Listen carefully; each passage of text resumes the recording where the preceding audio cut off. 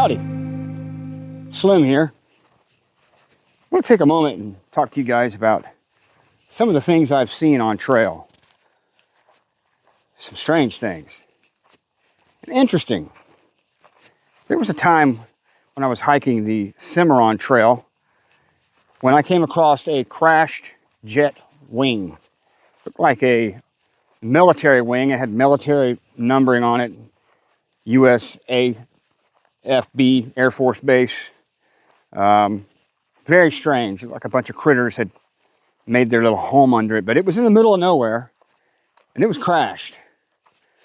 Large. I don't know how long it had been there, but it looked like something from the 70s or 60s.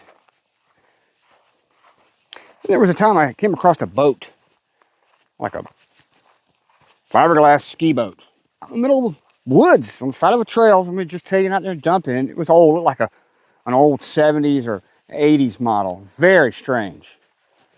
That was in Weaver Creek section. It was written, someone had handwritten the SS Andy de Fresney. Very strange. One time I came across a turtle that had a hole in his back. He was alive, a little box turtle. He was alive. Like maybe an alligator had bit it and it was healing, but it was large hole about that big around and deep in the middle of the trail. That was down in the Cimarron section. While I was down in the Cimarron Trail section, I came across an old jet ski that had washed up this river slough as the river had rose and fallen and flooded, and it was up in there. And I had seen it. I was crossing a little bridge, and I could see it way up this slough. It was very strange. Very strange. I came across, while I was in Weaver Creek, I came across all these hand-woven vine-made wreaths. And they had thorns. And there were like 4 or 5 of them out there sporadically on the trail. It's quite strange. And so and they were dried and thorns. You know that whoever had put them together and hung them on a tree on the trail, they had used gloves because they had thorns, and they were pretty. So it took some skill to craft them. But those were quite strange. I came across a sign out in the middle of nowhere, a metal sign that was a bus stop sign.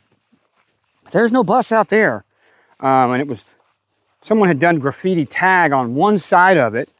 But yeah, that was very, very odd.